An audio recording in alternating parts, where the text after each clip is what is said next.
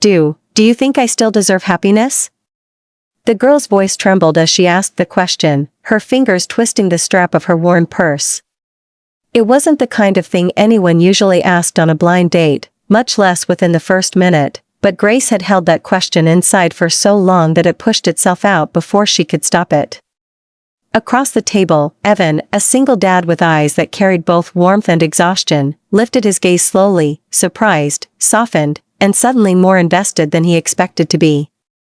And if you're watching this right now, make sure you like this video and subscribe, because what you're about to hear, it changes something inside you. Grace had arrived 10 minutes early to the cafe, forcing herself to believe she could try again after years of heartbreak.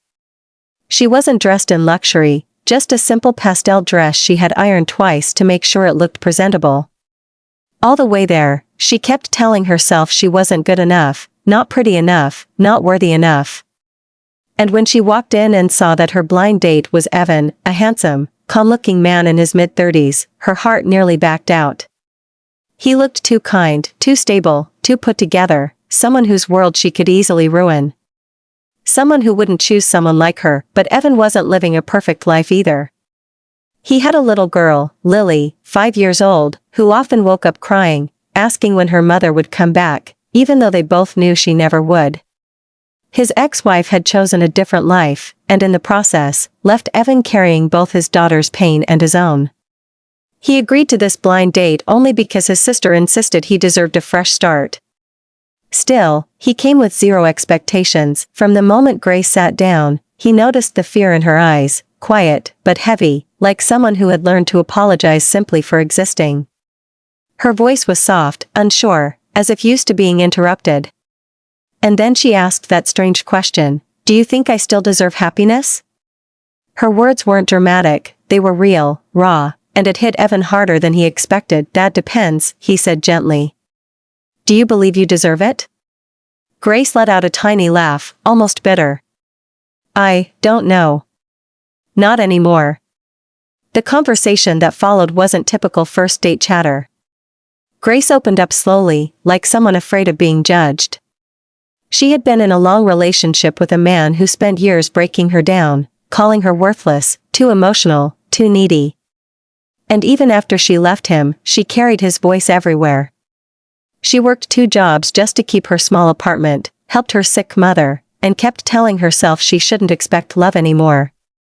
The blind date was a last attempt to see if maybe, just maybe, life still had something gentle left for her, and Evan listened, not as someone trying to impress her, but as someone who understood brokenness in his own way. He told her about Lily, about the loneliness that came with bedtime stories and empty chairs at dinner, about the fear that he wasn't enough for his daughter. The two sat in that little cafe, sharing wounds instead of pretending to be perfect. And strangely, that made them feel safer than any polished date ever could. As the hours passed, something shifted. Grace's shoulders relaxed. Evan laughed for the first time that week.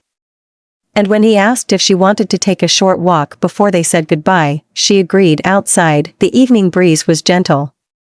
They walked slowly, close but not touching. And then a small voice called out, "Daddy."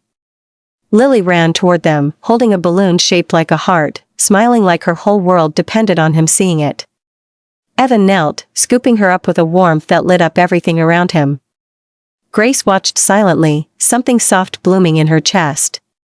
She hadn't seen a man show this kind of tenderness in a very long time. "This is my friend Grace," Evan said. Lily reached her tiny hand out. "Are you gonna be my friend too?" Grace blinked rapidly, fighting the sting in her eyes. "I'd love to."